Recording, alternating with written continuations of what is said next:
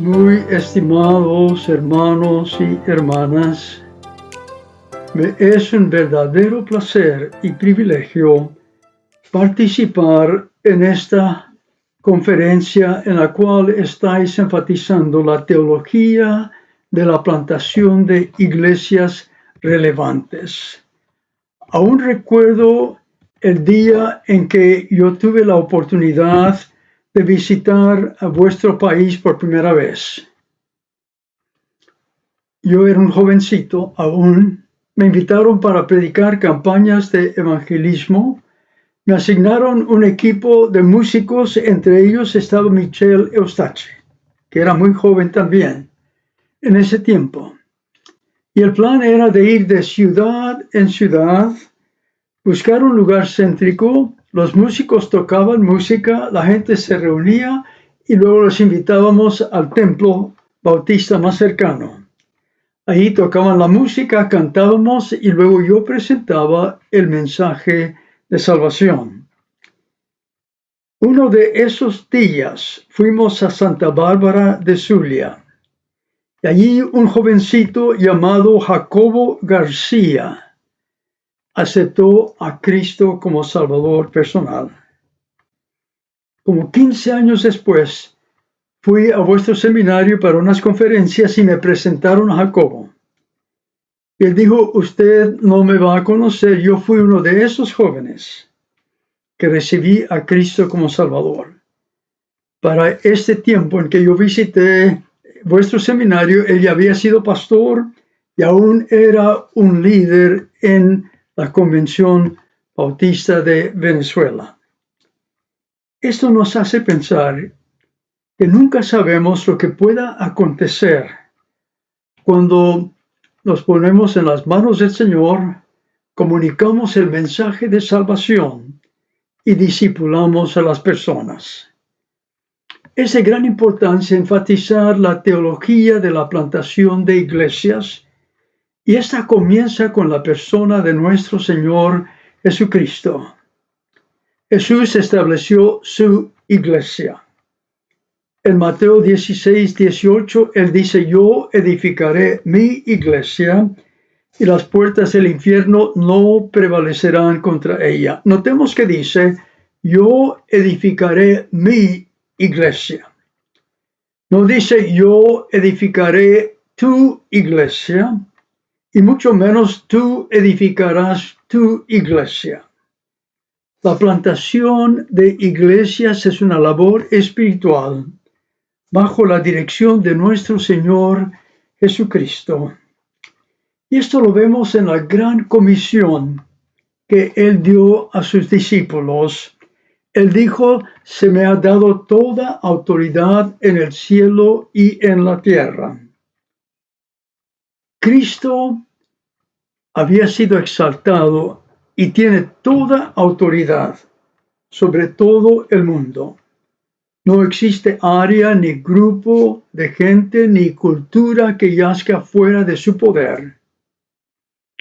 El que envía es el que tiene todo el poder. Y es de gran importancia que tengamos esto en mente, porque sabemos que es un desafío grande el poder plantar iglesias. Pero recordemos, Cristo nos envía y Él tiene todo el poder. En la gran comisión, Él dijo, id y haced discípulos de todas las naciones, bautizándoles y enseñándoles todo lo que yo os he mandado. Y he aquí yo estoy con vosotros todos los días hasta el fin del mundo. Notemos esto, yendo, bautizando y enseñando son gerundios. El imperativo es hacer discípulos. En otras palabras, Jesucristo nos envía a hacer discípulos. ¿Cómo lo hacemos? Yendo, bautizando y enseñando a los creyentes. De esta forma, podemos decir entonces que el hacer discípulos está completamente relacionado con el establecimiento de iglesias, porque los discípulos deben estar dentro de ese compañerismo de creyentes que les ayuda a crecer espiritualmente. La Gran Comisión también enfatiza que debemos hacer discípulos de todas las naciones. En griego, panta ta ethne, significa todos los grupos étnicos. Debemos cruzar todos los límites lingüísticos, sociológicos, raciales, culturales, religiosos, generacionales y geográficos.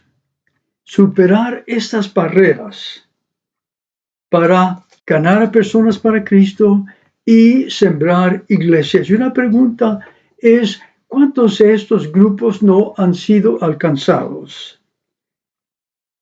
He estudiado las cifras y hay indicación de que aún dentro de Venezuela hay grupos no alcanzados que no han escuchado el mensaje de salvación. Y debemos tener esto en mente al pensar acerca de la plantación de iglesias.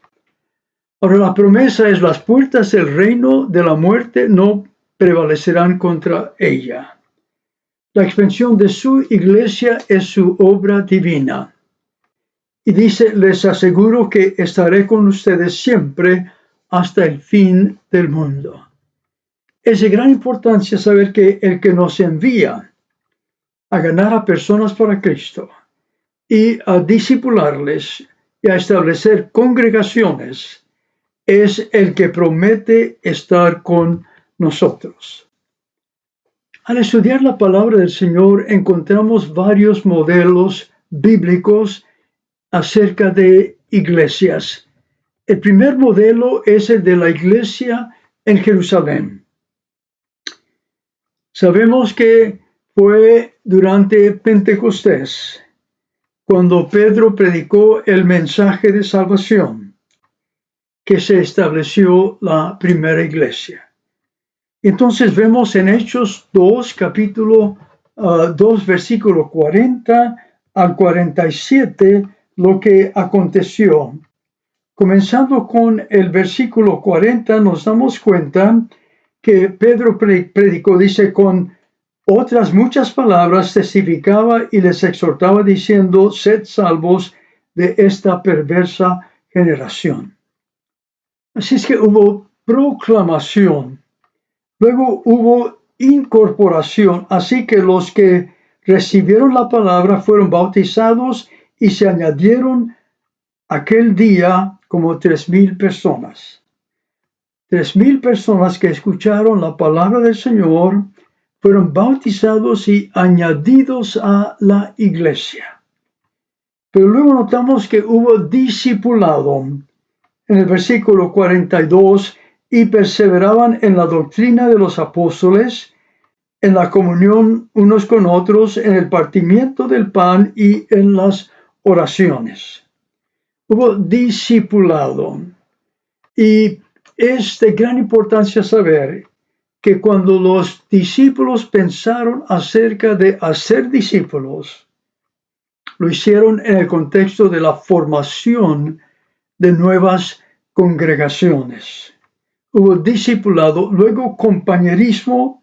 Notamos aquí el partimiento del pan, que incluía comer juntos, pero también la celebración de la cena del Señor. Luego hubo confirmación de la presencia del Señor, versículo 43, y sobrevino temor a toda persona, y muchas maravillas y señales eran hechas por los apóstoles. Había evidencia de la presencia de Dios entre este grupo. Luego hubo ministerio. Dice aquí, versículo 44 y 45, todos los que habían creído estaban juntos y tenían en común todas las cosas, y vendían sus propiedades y sus bienes y los repartían a todos según la necesidad de cada uno de ellos. Había ministerio allí. Pero luego también vemos que hubo testimonio, o sea, el testimonio de ellos fue conocido por las personas que le rodeaban. Porque dice, alabando a Dios, versículo 47, y teniendo favor con el pueblo. Y como diremos después, este es un factor importante. ¿Cómo ganarse la confianza de las personas para que escuchen el mensaje de salvación? Y luego hubo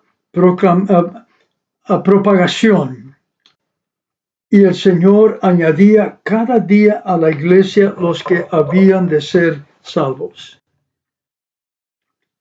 En la palabra del Señor tenemos ciertas definiciones de iglesia como el cuerpo de Cristo, ¿verdad? Pero aquí lo que encontramos es una descripción de la forma en que funcionó el cuerpo de Cristo.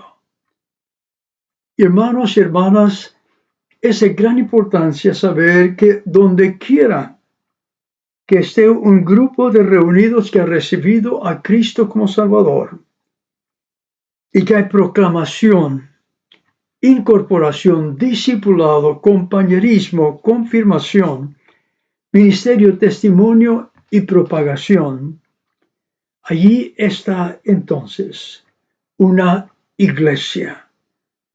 Hay personas que han preguntado, ¿puede haber una iglesia sin un templo? Y la respuesta es, no se requiere un templo para que haya una iglesia. Hemos visto, por ejemplo, en Cuba, que se han plantado miles de iglesias en los hogares, porque no tienen los recursos y a veces ni el permiso para construir templos.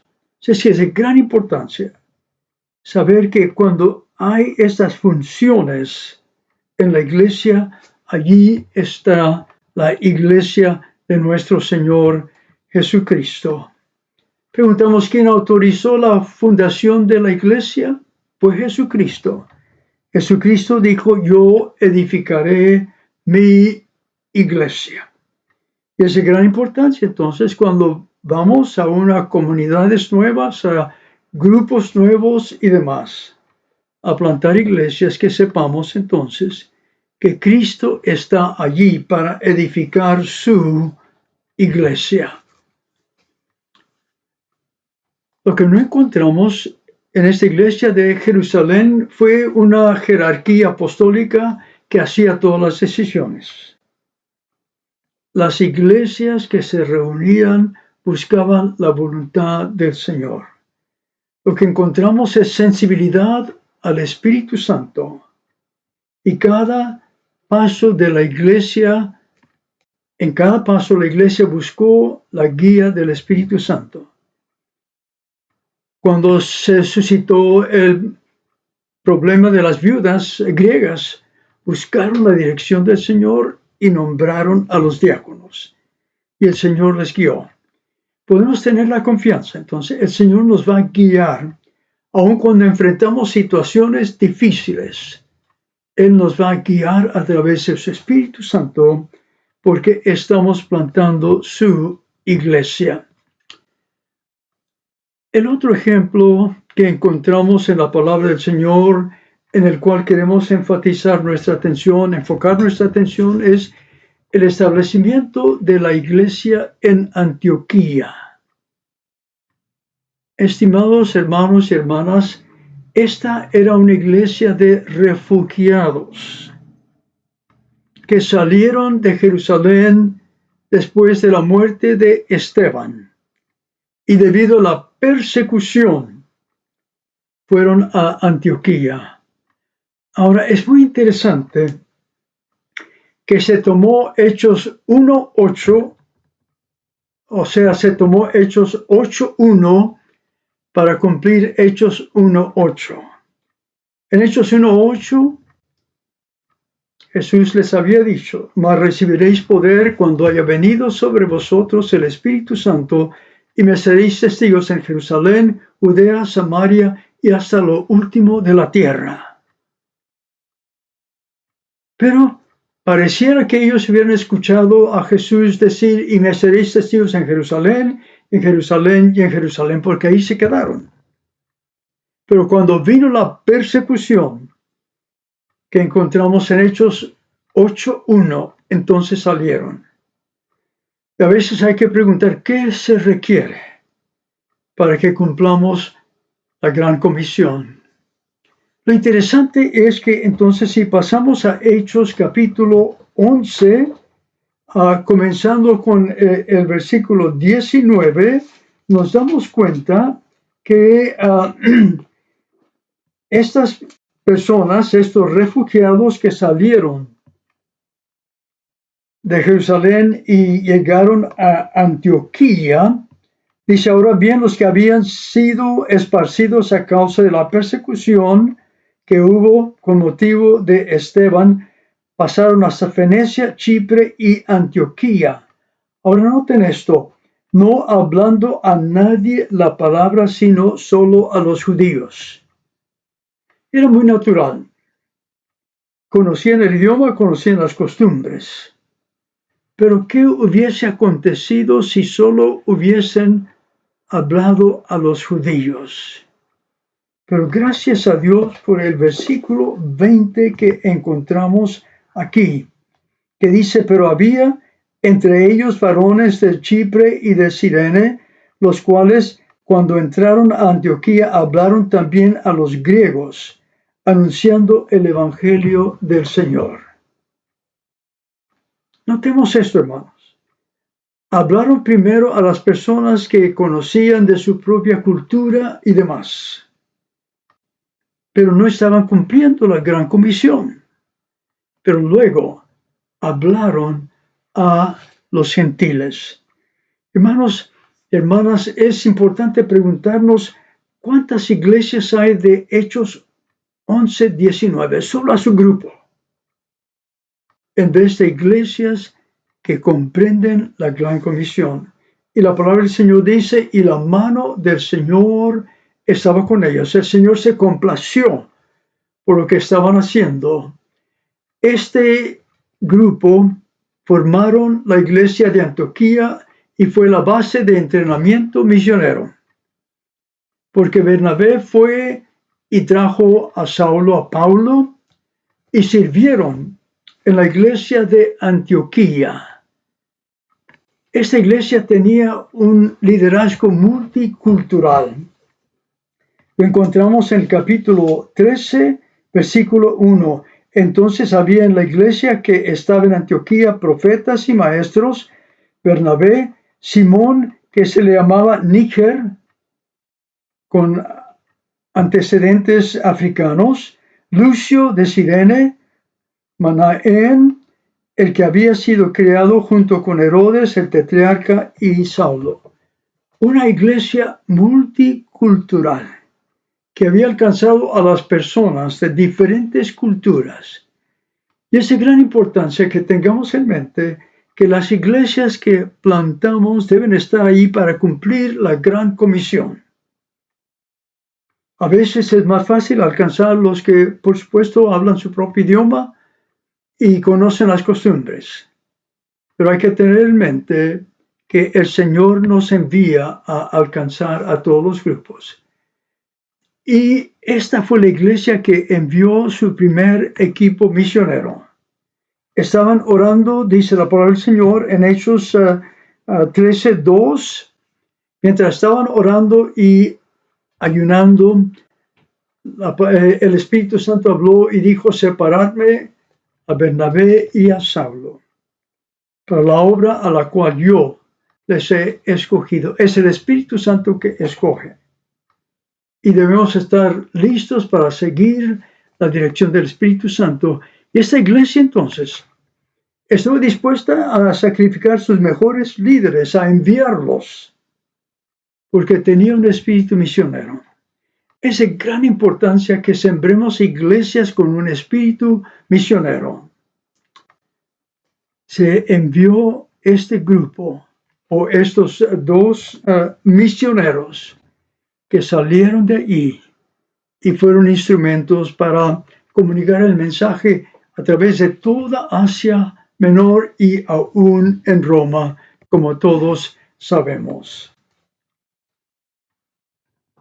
Es de gran importancia que estemos conscientes de la iglesia de Antioquía, refugiados que habían salido, abandonando todo lo que ellos tenían, y fueron a establecer iglesias. Sin duda, estaban estableciéndose ellos mismos, consiguiendo recursos, tal vez empleo y demás. Pero comunicaron el mensaje de salvación. Y es de gran importancia que todos tengamos esto en mente, que esa es la función de la iglesia, de reproducirse para cumplir la gran comisión. Si seguimos leyendo en el libro de los Hechos, encontramos la metodología del apóstol Pablo, que en primer lugar encontramos misioneros comisionados. Ya hemos leído esto en Hechos 13, podemos ver de los versículos 1 al 4, ministrando estos al Señor, ayunando el Espíritu Santo, dijo: apartarme a Bernabé y a Saulo para la obra a la cual yo les he llamado. Entonces, habiendo ayunado y orando, les impusieron las manos y los despidieron.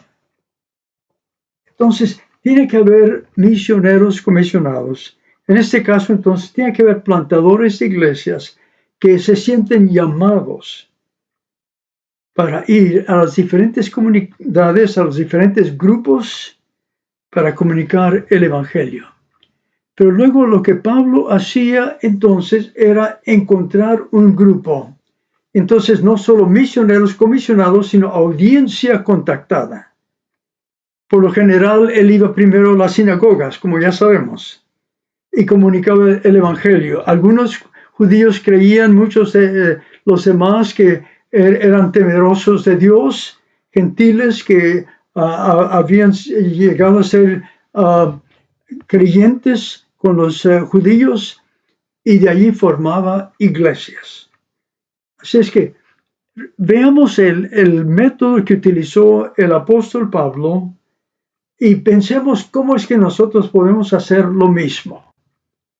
Primero, ser comisionados. Y yo diría hacer la invitación. Ya poco se escucha en una invitación: ¿desea usted recibir a Cristo? ¿Desea ser bautizado? Sí, pero ¿cuántos de ustedes sienten el llamamiento para ser misioneros, para ser plantadores de iglesias? ¿Verdad? Es de gran importancia entonces que haya misioneros comisionados, y luego audiencia contactada, y luego el Evangelio comunicado.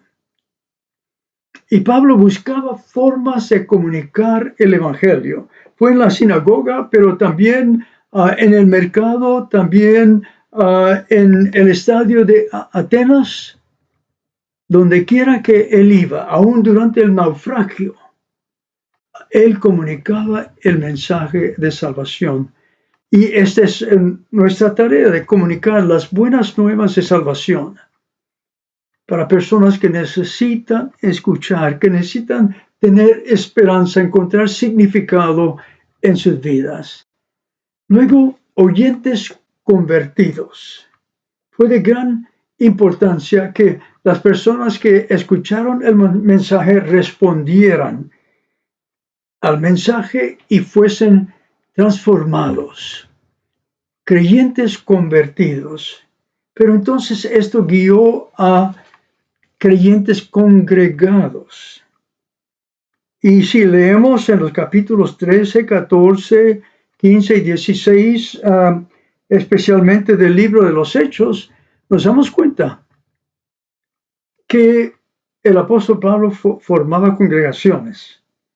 En Hechos 16, el caso de Lidia, ¿verdad?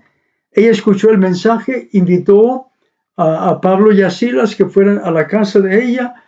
Ellos compartieron, bautizaron a los creyentes. Después que Pablo y Silas estuvieron en la cárcel y salieron, dice la palabra del Señor, que fueron a la casa de Lidia, donde estaban reunidos los creyentes. Así es que los creyentes fueron convertidos y fueron congregados. Luego la fe fue confirmada. El apóstol Pablo, a través de su predicación y sus enseñanzas, confirmaba la fe. Pero luego líderes consagrados en cada lugar. El apóstol Pablo enseñaba la palabra del Señor y seguía la dirección del Espíritu Santo para saber cuáles eran los líderes que el Señor estaba llamando para continuar con la obra. Y es de gran importancia que tengamos esto en mente en cada lugar que compartimos el mensaje y personas reciben a Cristo. Va a haber personas que tienen el potencial para ser líderes. Luego los creyentes fueron confortados. El apóstol Pablo tenía un ministerio de consolar, de confortar a las personas, de animarles. Luego relaciones continuadas. Y lo que vemos aquí entonces que el apóstol Pablo, sabemos que hizo varios viajes, ¿verdad? 3 viajes misioneros, regresaba para continuar la relación y seguir informándoles. Luego escribió las epístolas, las cartas que tenemos aquí, ¿verdad? De Romanos, Corintios y demás. Fueron cartas para fortalecer a los creyentes y entonces las iglesias fueron convocadas y lo vemos en Hechos capítulo 15. Ese gran interés saber que el apóstol Pablo tenía mucho deseo de que se siguiese la doctrina de nuestro Señor Jesucristo. Hechos 15:5 dice que unos creyentes que eran fariseos trataron de imponer todos los ritos y las ceremonias, la circuncisión y demás sobre los gentiles que habían recibido a Cristo como Salvador. Pero las iglesias fueron convocadas, lo cual indica, la iglesia de Antioquía envió representantes, la iglesia de Jerusalén estaba allí y demás. Indica que estas no eran iglesias independientes, aisladas. Y es de gran importancia que establezcamos iglesias que colaboren unas con otras. En este caso, ¿verdad? Sabemos que después de buscar la dirección del Espíritu Santo enviaron cartas a los gentiles diciendo lo que ellos debían hacer. No tenían que seguir los ritos y las ceremonias de los judíos, pero sí tenían que seguir al Señor con sinceridad y devoción. Si es que vemos en la metodología del apóstol Pablo lo que él hacía. Y luego damos cuenta entonces que las iglesias perseveraban en la sana doctrina. Y esto ayuda entonces para que las iglesias colaboren unas con otras, no estén aisladas y de esta forma puedan preservar la sana doctrina de nuestro Señor Jesucristo. Ahora pensemos en esto entonces. ¿Qué se requiere para plantar iglesias? Hacer lo que hizo el apóstol Pablo. Misioneros consagrados, personas que respondan al llamado del Señor para plantar iglesias. Audiencia contactada, buscar a grupos de personas, comunidades y demás que necesiten escuchar el Evangelio.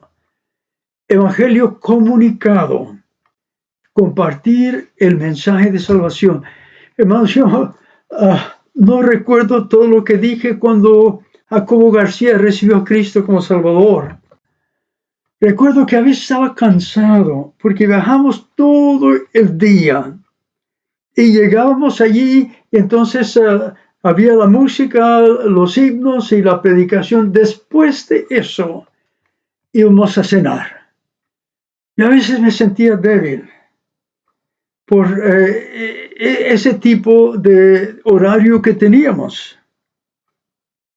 Pero fue solo por la gracia de Dios que el Evangelio fue comunicado. Muchos otros jóvenes recibieron a Cristo. En ese tiempo se estaba comenzando el seminario en Los Teques. Y un buen número de ellos fueron como alumnos al seminario. Oyentes convertidos. Es de gran importancia comunicar el mensaje para que las personas reciban a Cristo. Creyentes congregados. No dejamos a estos creyentes como si fuesen huérfanos espirituales y luego la fe confirmada. Piense acerca de esto, luego líderes consagrados, creyentes confortados, relaciones continuadas y luego iglesias convocadas. Que lo que hizo el apóstol Pablo con la ayuda de Dios y el poder del Espíritu Santo, podemos hacer nosotros esto para que personas que no hayan escuchado el mensaje de Cristo puedan ser transformados con el poder de Dios. Pablo consideró al Espíritu Santo como el director divino en todos sus esfuerzos. La oración estuvo presente en todos sus esfuerzos y es interesante, nunca oró por protección. Aunque sabemos que en unos lugares fue apedreado y dejado ahí como si estuviese muerto, el naufragio, todo lo demás que él sufrió, nunca oró por su protección, sino que el Señor abriera puertas para que el Evangelio fuese comunicado. Debemos orar. Y yo recomiendo que establezcan un grupo de oración que esté orando por este esfuerzo de plantación de iglesias. La meta fue edificar sobre el fundamento de Cristo iglesias responsables y reproductoras. Y esto es de gran importancia, que desde que comenzamos una iglesia, les digamos que es una iglesia de la Gran Comisión y que vamos a comenzar otras iglesias.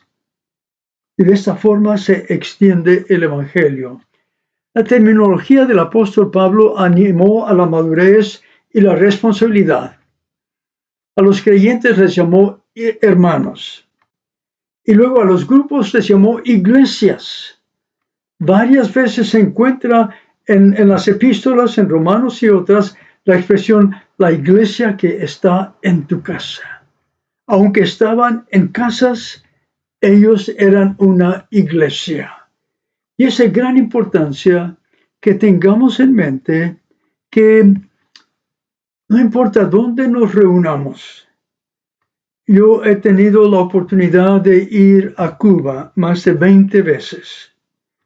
Hermanos, ha tocado mi corazón ver cuántas personas han recibido a Cristo en hogares, en apartamentos, en patios, aún una iglesia en un callejón, entre diferentes apartamentos, que se ha comunicado el Evangelio y personas han respondido al mensaje del Evangelio.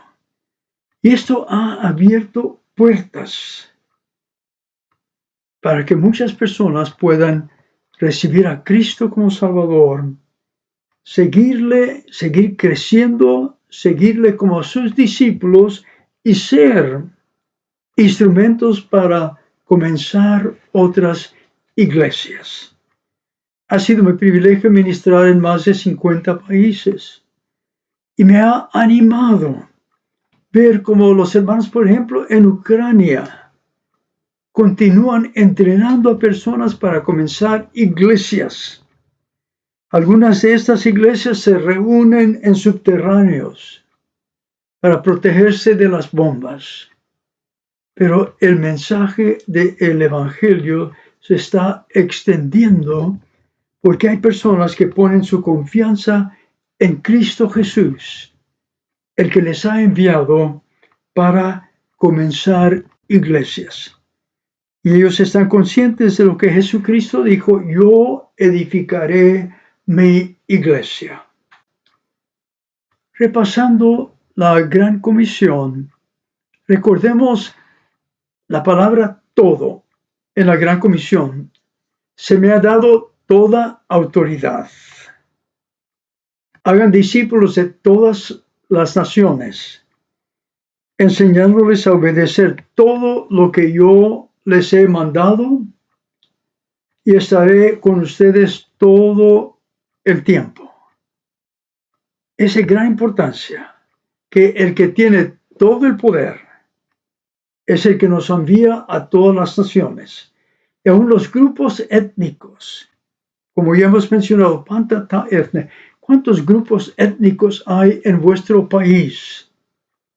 que necesitan escuchar el Evangelio. Tienen su propia cultura, a veces su propio idioma, pero necesitan escuchar el Evangelio. Y luego es de gran importancia tener esa visión, que ellos van a recibir a Cristo como Salvador. El Señor va a transformar sus vidas y solo el Señor sabe, así como Jacobo García, cómo Él les va a utilizar en la plantación de iglesias. Pero estemos conscientes que Cristo está con nosotros. Estaré con ustedes todo el tiempo. Así es que si estamos sirviendo al Señor, podemos confiar en su presencia con nosotros. Mi oración y mi deseo profundo es que el Señor os continúe bendiciendo y fortaleciendo en tal forma que podáis ser instrumentos en las manos del Señor para que muchas personas lleguen a conocer a Cristo como Salvador y tengan la gran bendición de ser parte de estas iglesias misioneras, reproductivas, que van a alcanzar a muchas personas para Cristo. Padre eterno, te doy gracias por mis hermanos y hermanas en Venezuela. Señor, tú sabes la situación que enfrentan. Pero Señor, tú sabes que puedes estar con ellos en cada momento y que ellos pueden ser instrumentos en tus manos para alcanzar a muchas personas y discipularles en el contexto de iglesias, sabiendo que tendrán tu presencia y tu bendición. Lo pedimos en Cristo Jesús. Amén.